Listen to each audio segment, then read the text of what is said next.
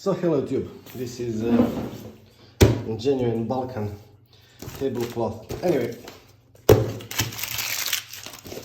I took two, and I believe that they have the same amount of tabs inside. Let's open them. Is this thing okay? Okay, yeah. So, okay.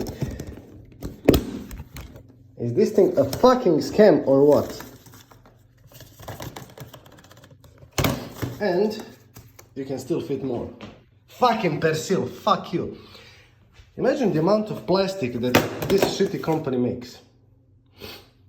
Anyway, Persil, if you're watching this, can you make like a mega pack, which will have this much? And even if it costs, you know, double for cleaner world. This is what they think about cleaner world. Fucking plastic. Anyway, yeah, this was a rant, and I know this is a channel about computers and whatnot, but this is such bullshit. Yeah.